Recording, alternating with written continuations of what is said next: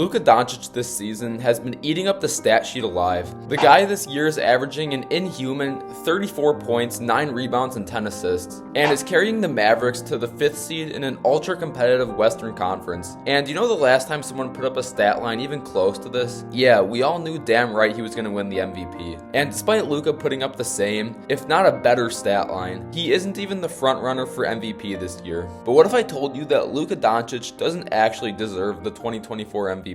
Well, let's talk about it.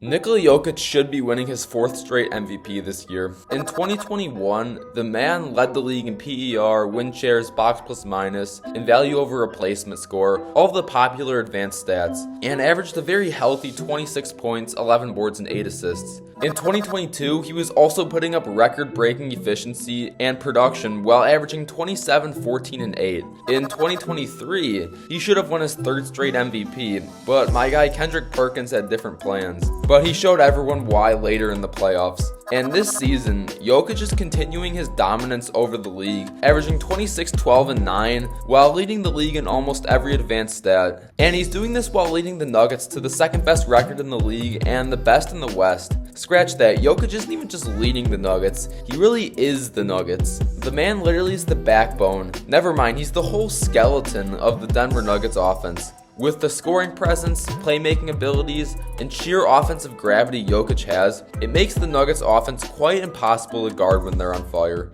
Obviously, Jokic has been great over the last 4 years, but what if there was a way to find the actual best player in the league? A way to find the best player without factoring in team success or any other nonsense narratives that sway the opinions of voters. Just who was clearly the most productive and effective player on the court that year.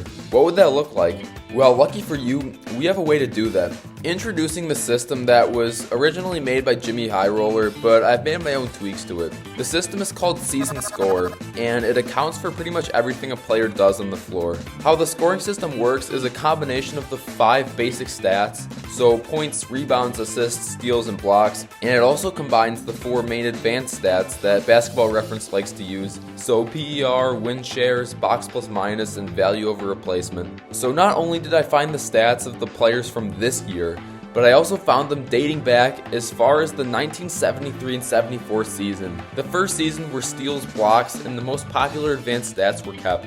So I'll give you guys an example of this formula in play.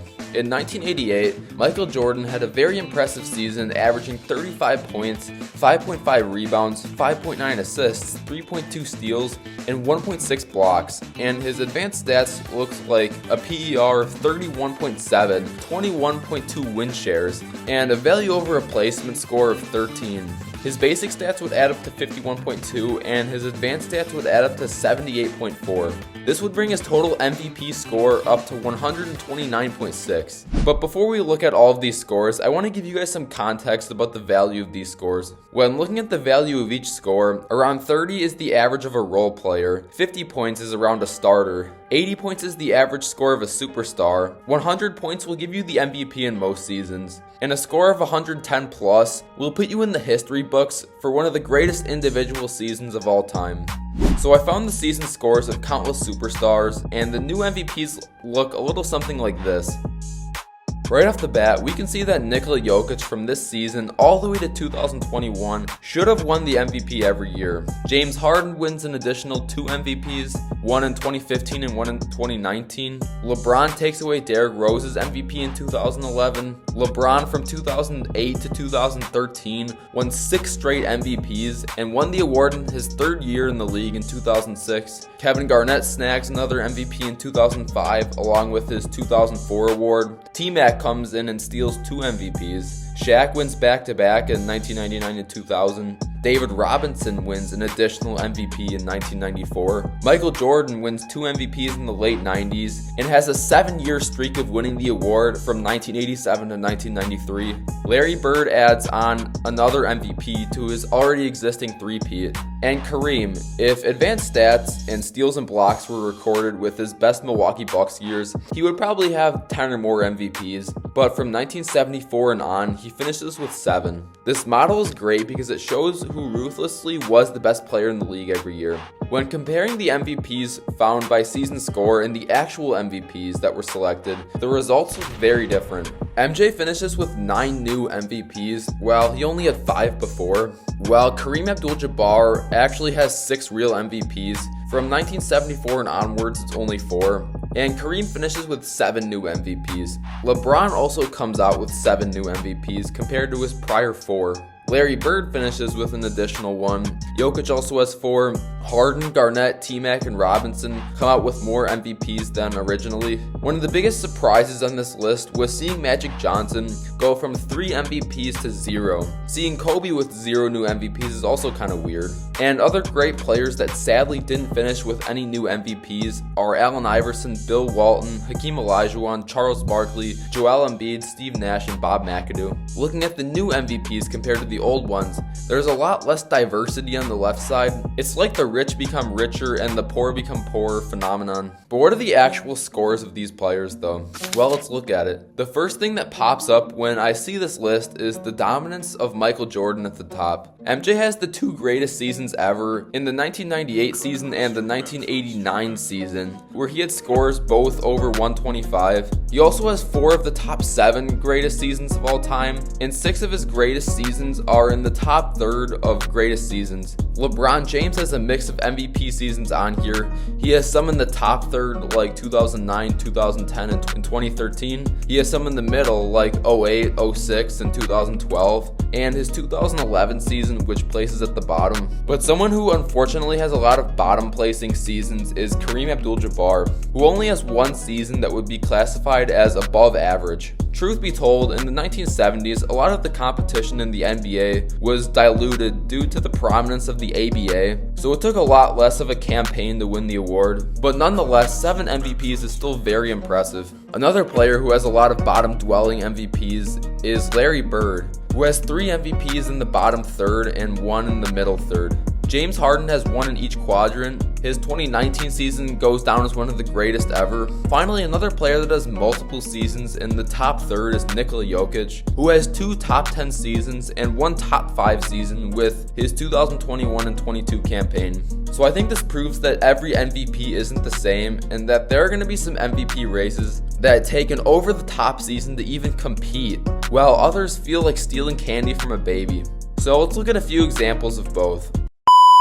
One of the least competitive MVP races, according to season score, was the 2000-2001 MVP race. At number 5, we have Karl Malone with a total of 88.6, who averaged 23 and 8 boards that year. Next, we have Kevin Garnett with a total of 89.7. That year, he averaged 22 points, 11.4 rebounds, and over 3 steals plus blocks a game. At number 3, we have Allen Iverson, who originally won this award. He had a score of 90.3 and averaged an impressive 31 points and 2.5 steals. At number 2, we have Chris Webber at a total of 91.9 points, a very underrated player in NBA history. He had a stat line of 27 points, 11 boards, and over 3 stocks a game, steals and blocks. And our winner this year was Tracy McGrady with a season score of 93, where he averaged about 27 points, 7 boards, and 3 stocks a game. The 2001 MVP, won by Tracy McGrady, ranks as the second least impressive MVP of all time, only behind Shaq in 1999. Now let's look at the opposite and look at one of the most competitive MVP races of all time, the 1989 and 90 MVP race. At number 5 here, we had David Robinson with a score of 99. He averaged 24 points a game, 12 rebounds, and a ridiculous 3.9 blocks, but it was too early for David Robinson. At number 4, we have Karl Malone at 103.1. He averaged 31 points and 11 rebounds. At number 3, we have Charles Barkley at 103.7, who averaged 25 and 11 a night, but his advanced stats slightly put him over the mailman. At number 2, we have Magic Johnson at 104.6, who averaged 22 points, 6 boards, and 11.5 assists a game with great advanced stats, and our winner of the 1990 MVP. I'll give you one guess. Yeah, I think you saw this coming. Michael Jordan with an astonishing 122.3 total season score points. He averaged almost 34 points a game, around 6 boards and 6 assists, 2.8 steals, a PER of 31, 19 win shares, and a box plus minus and value over replacement both over 10. But this goes to show you that each MVP isn't the same. Any of these 5 players' campaigns would have easily won them an MVP in a weaker year like the 2001 season. David Robinson would have easily won the 2001 MVP with a score of 99, placing him 6 points over the next highest player, Tracy McGrady. But a score of 99 barely puts him in the top 5 in a hyper-competitive 1990 season. But what if I told you that the 2024 MVP race is even crazier than the 1990 MVP race? So we're gonna end this year's MVP talk once and for all. Well, of course that will never happen, but let's look at it. At our number 8 spot, we have Jason Tatum, which might seem a little low for most people. This year he's averaging 27 points, 8 boards, and a PER of 22.6 at around 10 win shares. I think the major success of the Celtics this year really clouds the judgment of the best player in the league. Anyways, at number 7, we have LeBron James, who beats out Tatum by 0.1 season score points. LeBron at the ripe age of 39 is still one of the best players in the league. He's averaging 25 points, 7 boards, and 8 assists, and has very similar advanced stats as Jason Tatum. Once again, it's a story of the team's success clouding the judgment because the Lakers are a play-in team right now. At number 6 will surprise a lot of people. It's Domantas Sabonis with a season score of 90.4 so far. What's crazy is that Sabonis wasn't even an all-star this year. Insane, right? The consistency that Sabonis has had throughout this year has been very impressive. He's averaging 19 points a game, 13 rebounds, 8 assists, and has great advanced stats. At number 5 is Anthony Davis, who's also been a very underrated player this year. He's averaging about 25 points, 13 rebounds, and over 3.5 stocks a game. At number 4 is the man from OKC, Shai Gilgeous-Alexander, who's averaging 30 points, 5 rebounds, 6 assists, and 2 steals. He also has a PER of 29.5 and 14 win shares, which is insane. Shai would probably be the frontrunner for MVP in most years, in most seasons, but there's just so much talent in the NBA in 2024. At number 3 is Giannis Antetokounmpo with a score of 109.8. The consistency that Giannis has had over the last 6 years is really slept on. The guy is once again having an amazing season, averaging almost 31 points, 11 rebounds, and has ridiculous advanced stats like a PER of 30, 13 win shares, and a box plus minus of 9. At number 2, we have Luka Doncic, who's having an unreal season and who I personally hope wins the award this year. Anyways, Luka Doncic is averaging an unreal 34 points, 9 rebounds, 10 assists, and 1.5 steals, and of course has great advanced stats. But it's crazy to think that 34, 9, and 10 still can't win you an MVP, because Nikola Jokic somehow found a way to obliterate Luka's season with a season score of 119.7. He's averaging 26 points, 12 rebounds, and 9 assists, which honestly doesn't even sound that impressive, but his advanced stats are just off the charts. With a PER of 31, 15.5 win shares, the most impressive in my opinion, a box plus minus of 13.4, and a value over replacement of 9.9.